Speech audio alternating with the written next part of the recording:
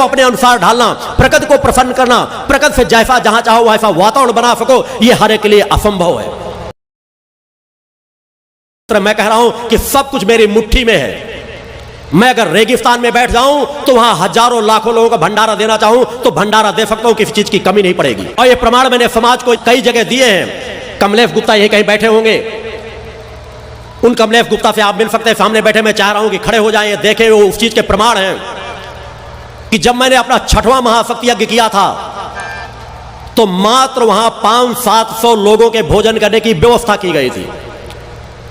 कुछ वहां के बड़े जो अपने आप को बुद्धिजीवी वर्ग या धनवान समझते थे, उन्होंने प्रारंभ में, चूंकि मैंने कहा है कि मैं अपने आश्रम में अखंड भंडारा मेरा चलता रहता है, समाज स्वेच्छा से जो सहयोग करता है वो सहयोग वहां आता है और वो अखंड भंडारा प्रारंभ से चलता रहता है। कोई आता है, गरीब हो अमीर हो, जो वहां व्यवस्था है, सुबह शाम भोजन को मिलता है, रहने की निःशुल्क व्यवस्था मिलती है।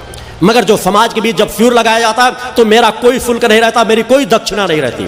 सिर्फ एक रहता है कि मेरे शिष्य भक्त जहां इकट्ठा हो उन्हें रहने की व्यवस्था, उस क्षेत्र में जो हो सके वो रहने की व्यवस्था हो जाए, भोजन की व्यवस्था हो जाए। ये मेरे हर फ्यूरों में निःशुल्क रहता है। ना कोई फ्यूर का शुल्क रहता है, ना दीक्षा का शुल्क रहता है, ना रहने का शुल्क रहता है, ना भोजन का शुल्क रहता है। 6वां यज्ञ प्रारंभ था, वहां के लोगों ने कुछ जिम्मेदारी ली। कमलेश गुप्ता उस सत्य से वाकिफ थे, चूंकि पहले वे मेरी यात्रा को तय कर रहे थे। लोग आए, गुरु आप यज्ञ कार्य में लगे, भंडारे की हम पूरी जिम्मेदारी ले लेते हैं। बोले जितने सदस्य आएंगे उनका हम भोजन करा देंगे। ये बहुत पहले की यात्रा की बात है, जब मैंने यात्रा की शुरुआत किया था समाज में। बोले 500-700 1000 व्यक्ति आ जाएंगे, हम उनके गुरुजी व्यवस्था कर लेंगे। मैंने कहा ठीक है, 2000 व्यक्ति आ जाएंगे। बोले गुरुजी कोई बड़ी बात नहीं, हम 2000 व्यक्तियों की व्यवस्था कर लेंगे। मैंने कहा ठीक है, 4000 व्यक्ति आ जाएंगे। बोले गुरुजी कोई बात नहीं, हम 4000 लोगों की व्यवस्था कर लेंगे। मैं कुछ और कहने वाला था, इसके पहले उन्होंने, वो जो अपने आप को थोड़ा सामर्थ्यवान समझते थे, कमलेश गुप्ता जी ने उनको तत्काल रोका। बोले तुम अभी अज्ञानता में बहुत बड़ी गलती करने जा रहे हो। तुम जितने की व्यवस्था यदि अहंकार के फलस्वरूप करोगे, ये इतना निश्चित मान लो उससे दुगना भक्त उपस्थित हो जाएंगे।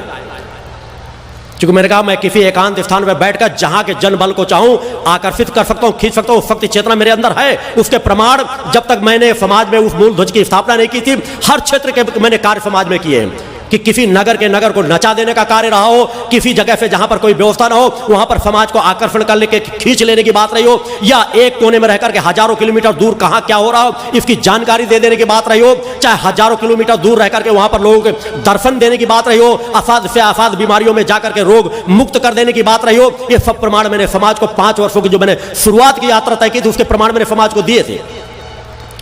उन्होंने उनको तत्काल रोका। उन्हें कुछ अपनी गलती का एहसास हुआ, कुछ ना कुछ उन्होंने सुन रखा था। क्योंकि मेरे सिर्फ जिस तरह आज मंचों से कहते रहते हैं, बताते रहते हैं कि आप एक योग ऋषि के साथ जुड़ रहे हो, आप एक ऋषित्व की जीवन जीने के साथ, आप जो एक ऋषित्व का जीवन जीते हैं उनके साथ जी रहे हो। और ऋषित्व के जीवन जीने वाले के लिए कुछ भी असंभव नहीं रहता। वह अपनी चेतना शक्ति के बल पर जो ठान ले वह कर गुजर सकता है। मैंने कहा मेरे लिए असंभव नाम की कोई चीज नहीं है। और इसके प्रमाण एक जगह मैंने अनेकों जगह दिए, जहां जिन सांसदों विधायकों ने सोचा नहीं था कि हम यहां जीत सकते हैं, उन्हें 4थे 5वें नंबर पे गिना जाता था, वो वहां पर विजयी हुए हैं। और जिस विधायक सांसद को मैंने कह दिया कि जहां वो मानता था हमारा पूरा वैभव फैला हुआ है, अगर मेरे द्वारा कह दिया कि सर के बल खड़े हो जाओगे मगर चुनाव नहीं जीतोगे, तो चुनाव नहीं जीते। हरियाणा के भी एक विधायक कंवरपाल यहां आप जिनसे आप जानते होंगे, एक बार हरियाणा में आकर के मैं रोक करके गया था। इस तरह के अनेकों जगह के प्रमाण हैं कि मैंने जब जहां जो चाहा वो किया। और उसी यज्ञ में जब वो व्यवस्था यज्ञ प्रारंभ हुआ, भंडारे का अंतिम दिन भंडारा दिया जाने लगा। भंडारा उन्होंने लगभग 5000 के आसपास लोगों को बनवाया था कि ठीक है 4000 हमने कहा देखिए कि इस क्षेत्र में एक छोटी सी जगह, इस क्षेत्र में इतने सदस्य कैसे उपस्थित हो जाएंगे। भंडारा जब दिलाना शुरू किया गया तो भीड़ के ऊपर भीड़ इकट्ठी होनी शुरू हो गई। लोगों से कहां से रातों रात किस तरह की जानकारी मिली कि लोगों की भीड़ इकट्ठा होना शुरू हो गई और वहां बढ़ना शुरू हुए। उन्हें 1000, 2000, 3000, 4000, 5000 लोगों को भोजन कराया। और जब बर्तन आधे आधे खाली हो गए और लगा कि भीड़ की लाइन के ऊपर लाइन लगती चली जा रही है, तो दौड़ करके कमलेश गुप्ता सामने बैठे हुए हैं। जब कमलेश गुप्ता के पास पहले गए तो कमलेश गुप्ता ने कहा और कहीं पर सहारा तुम्हें नहीं मिल सकता, जाओ गुरुवर के चरणों पे गिरो जाकर के, मां के चरणों पर गिरो जाकर के, शायद तुम्हारा मान सम्मान बच जाए। अन्यथा गुरुदेव तुम्हें यही दिखाना चाहते हैं कि तुम गर्व और घमंड के फलस्वरूप कभी भी मां का कोई कार्य नहीं किया जा सकता। वो एडवोकेट थे, दौड़ करके आकर के बिलखते हुए मेरे सामने गिरे, आकर के रोने लगे। गुरुदेव जी, हमने एक अहंकार में कह दिया था, आज लोग आते हम उन्हें खिलाएंगे क्या, भोजन बिल्कुल कम होकर के रह गया और भीड़ ऊपर लगी हुई है, लाइन के ऊपर लाइन लगती चली जा रही है। मैंने कहा अगर तुम्हें मां की शक्ति का एहसास हो गया हो तो थोड़ा सा जाओ, भोजन मेरे पास ला करके रख दो, थोड़ा सा भोजन मेरे लिए ले आओ और जाओ निर्धुंध होकर उन पात्रों को ढक दो और मात्र 2-3 कार्यकर्ता अंदर कर दो, उनसे कहो कि निकाल कर पात्रों से देते रहें, एक भी वक्त भूखा यहां पे नहीं जाएगा। बोलो गुरुदेव भगवान की जय। यह समाज के बीच की घटना है और वहीं पर वहां पे हुआ कि जहां पर 2-4-5 हजार लोगों की व्यवस्था की गई थी, वहां पर 20-25 हजार लोगों ने भोजन किया और फिर भी भंडारा खाली नहीं हुआ। भुजीलाल सेन यहां पुलिस विभाग का इंस्पेक्टर है, यहां पर आया हुआ है मध्य प्रदेश से। यह लगाव होता है कि वहां पर चुनाव चल रहे हैं, अपनी नौकरी दांव पे लगा करके आया, तो उसको एहसास है कि मां की जहां एक एक जो आरती होती है वो आरती मेरे लिए कितनी महत्वपूर्ण है कि नौकरी भले दांव पे लग जाए मगर मैं आरती नहीं छोड़ सकता। जो वर्ष में एक बार समाज के बीच होती है वहां की भी आरती का लाभ लूंगा। मेरे जो महाशक्ति यज्ञ संपन्न किए जाते हैं, जो 8 महाशक्ति मैंने समाज के बीच किए हैं, 100 यज्ञ उस आश्रम में होने हैं। मां की प्रतिमा जो स्थापित की जाती है उस यज्ञ में, उसके विसर्जन करने के लोग अमूमन तौर पर प्रतिमाएं जगह जगह स्थापित करते, इनका मैं विरोधी हूं कि चूंकि जगह जगह जो मां की प्रतिमाएं प्रदर्शन के लिए रखी जाती हैं, वहां कोई नफा करके चला जा रहा है, शराब पी के चला जा रहा है, जूते पहन के चला जा रहा है, इससे मां का सम्मान नहीं अपमान होता है। मगर किसी साधनात्मक अनुष्ठान के लिए, पवित्रता शुद्धता के लिए कोई छवि रखी जाए, मूर्ति रखी जाए, उसका पूजन किया जाए और उसी तरह सम्मान के साथ उसका विसर्जन किया जाए, तभी वो मूर्ति कृपा प्रदान करती है। एक वही बड़ा तालाब था, अधिकतर उस क्षेत्र की मूर्तियों को ही विसर्जित कर दिया जाता था। मैंने कहा मैं अपने साधनात्मक क्रम में, जिस साधनात्मक क्रम में मां की कृपा से मैं यह सब कार्य करता हूं, उसकी छवि को भी मैं उस गंदे तालाब में, भला ही कितना बड़ा तालाब भरा क्यों ना हो, वहां पे मैं नहीं डालूंगा। यहां जो एक नदी बह रही है उस नदी पे चलना है। लोगों ने कहा गुरुजी वहां तो 1.5-2 फीट से ज्यादा कभी पानी रहता ही नहीं और इस सीजन में तो है ही नहीं। अभी हम सुबह ही स्नान करके आए हैं, वहां तो 1.5-2 फीट से ज्यादा पानी ही नहीं है। अनेकों लोग जो रोज आते जाते थे, रोज स्नान करते थे, ये भुजीलाल सेन भी आया, बोले गुरुजी हम वहां तो सुबह सुबह स्नान करके आए, इससे ज्यादा पानी ही नहीं। मैंने कहा चलो तो वहां पर।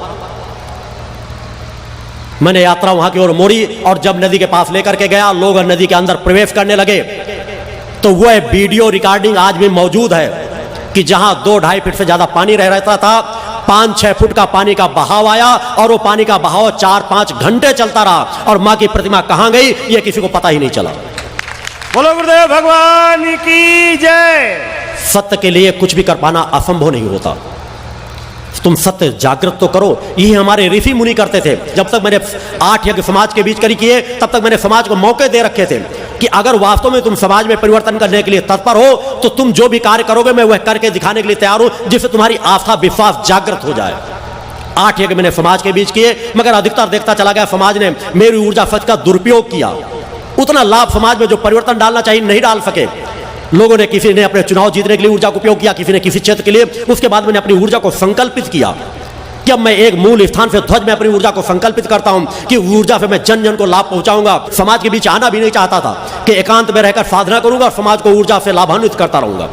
फिर मैंने कहा इस जड़ समाज को जगाने के लिए जहां मेरे शिष्यों के अंदर ऊर्जा भरने की जरूरत है, वही वर्ष में मैं इतना संकल्प तो न बांध दूं कि मैं समाज के बीच जा ही ना सकूं। इसलिए मैंने संकल्प लिया 1-2 बार मैं समाज के बीच जाऊंगा और उन क्षेत्रों में अपनी ऊर्जा फैला करके आऊंगा।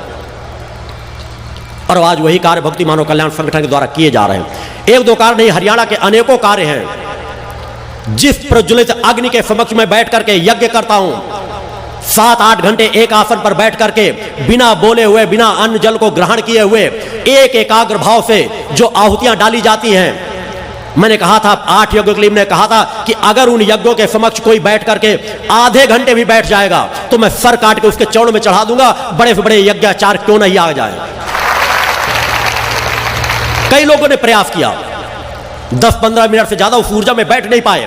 बैठते बोले हमारे अंदर एक आलस्य सा बोझ सा छा जाता है और हमें तत्काल नींद आ जाती है। या तो उतनी ऊर्जा जितने नजदीक मैं अग्नि के समक्ष बैठता हूं, उतने नजदीक बैठने से वो 4-4, 5-5 फीट दूर होकर के बैठे। उसी अग्नि के प्रज्वलित अग्नि के समक्ष मैं नजदीक बैठकर 7-7, 8-8 घंटे यज्ञ करता हूं। मैंने साधनात्मक जीवन जिया है। उन यज्ञों का मैंने समाज को प्रमाण दिया है। मैंने जब पहला यज्ञ समाज के बीच किया था, तब मैंने कहा था कि 8 यज्ञ समाज के बीच प्रमाण के रूप में करूंगा अगर मेरे किसी यज्ञ में बरसात ना हो तो मान लेना मेरे पास मां की शक्ति नहीं है। जादूगरी दिखा देना तो बड़ा आसान है, छोटे मोटे चमत्कार तो एक जादूगर भी दिखा देता है, मगर प्रकृति को अपने अनुसार ढालना, प्रकृति को प्रसन्न करना, प्रकृति से जैसा जहां चाहो वैसा वातावरण बना सको, यह हर एक के लिए असंभव है। मेरे 8 यज्ञ समाज में अलग अलग मौसम में हुए, अलग अलग क्षेत्रों में हुए, हर यज्ञ में बरसात हुई है, चाहे थोड़ी ही हुई हो। और मैंने जब जहां जैसी बरसात रोकना चाहा उसके भी प्रमाण मैंने समाज के बीच दिए कि उस बरसात को ज्यों का त्यों रोका है। साधक के पास सब कुछ शक्ति सामर्थ्य होती है, मगर मैं शक्ति सामर्थ्य इसलिए नहीं बता रहा हूं कि आप केवल इसी विचारधारा से ग्रसित हो जाएं। मैं चाहता हूं आप लोग अपने जीवन में परिवर्तन लाएं। मैं जो कुछ कर रहा हूं मां की शक्ति के बल पर कर रहा हूं। आपके अंदर भी वही तत्व बैठा हुआ है जो मेरे अंदर बैठा हुआ है। फर्क सिर्फ इतना है कि मैंने अपने मैं को पहचाना है, अपने आप को पहचाना है, और आप अपने आप को पहचानना नहीं चाहते। मैंने अपने सुषुम्ना में पड़ी हुए आवरणों को हटाया है, आप अपनी सुषुम्ना पर एक के बाद एक आवरण चढ़ाते चले जा रहे हैं। धीरे धीरे जहां से सचेत हो जाओ वहीं पे तुम्हारी ऊर्जा शक्ति धीरे धीरे करके कार्य करने लगेगी। अगर तुम धर्मवान हो, धैर्य तुमने स्थापित कर रखा, तो जीवन के किसी मुकाम में चले जाओगे, तुम्हें किसी चीज की कमी नहीं पड़ेगी।